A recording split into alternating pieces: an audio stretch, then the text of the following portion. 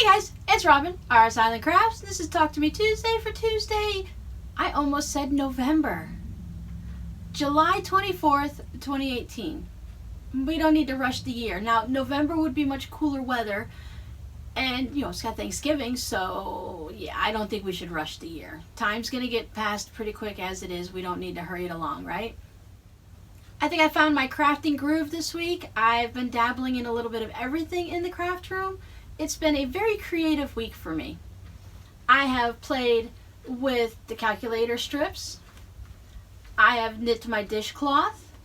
I'm knitting on 2 Afghans this week. I have so many things I've worked on. I really don't want to pull them all out and show them to you right now.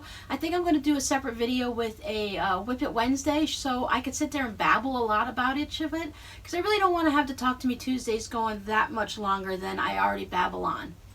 But I worked on 10 of my rare bears. I've got body parts, bear body parts all over the room. I've got heads, I've got legs and arms everywhere, so I've been working on those. I'm working on my embroidery for my Hocus Pocusville. I'm working on super secret Christmas crafting. How's that for a teaser?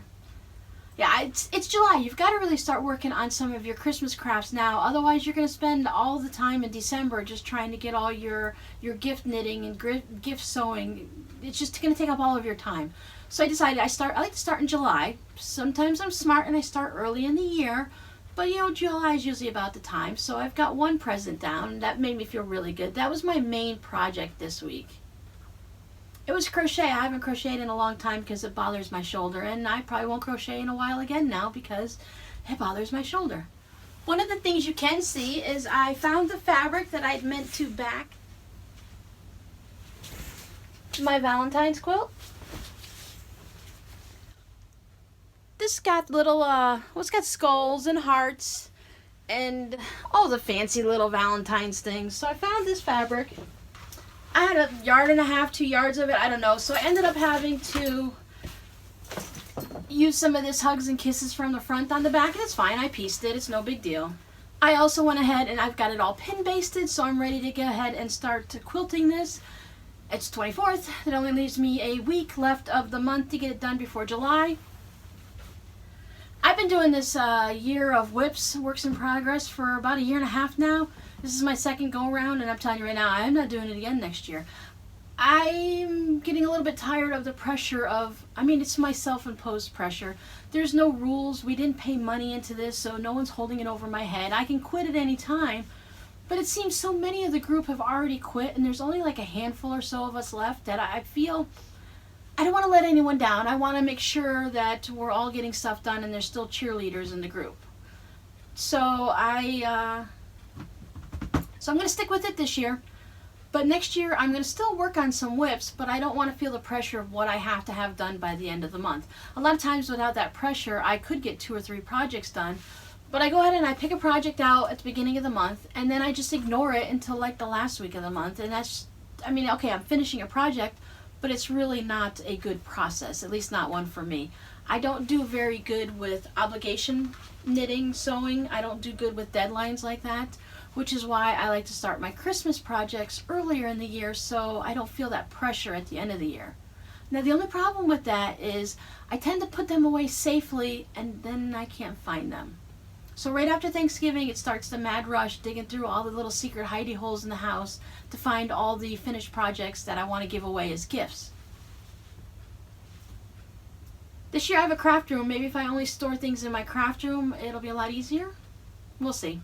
The other thing I've been doing this week is I've been spending a lot of time watching YouTube videos. I know, I watch them all the time, so this is nothing new, but I've been watching more and more about ribbon embroidery and regular embroidery, hand embroidery as well.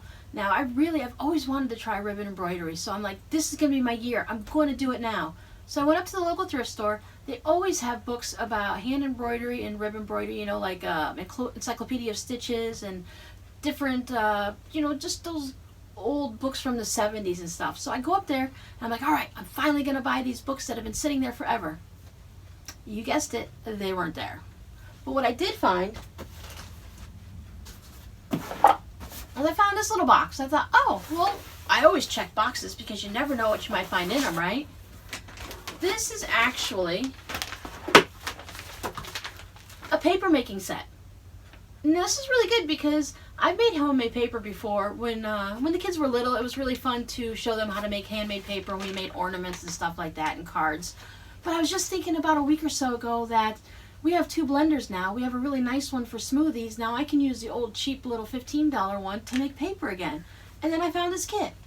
This kit retails online. It is a Arnold Grummer kit, and I saw it online on sale for $50.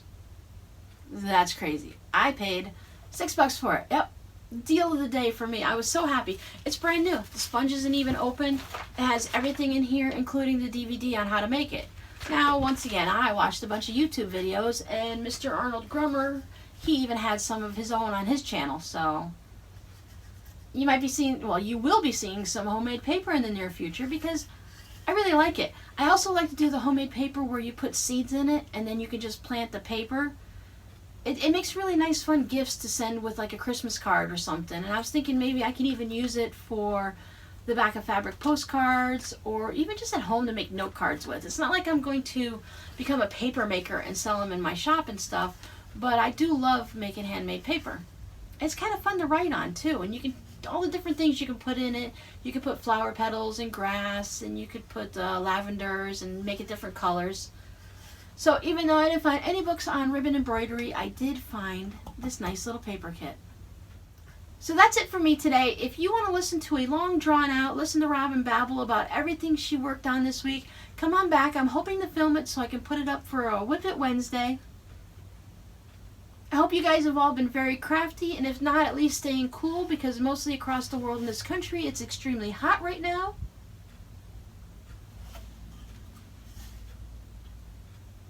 I'm looking forward to seeing everyone's videos and what they've been crafting this week. Otherwise, I will see you all next week. Hope everyone has an amazing week.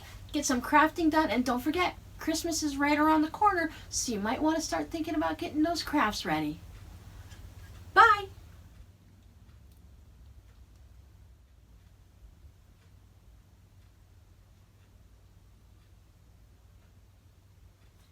Hey guys, it's Robin. I'm so random today.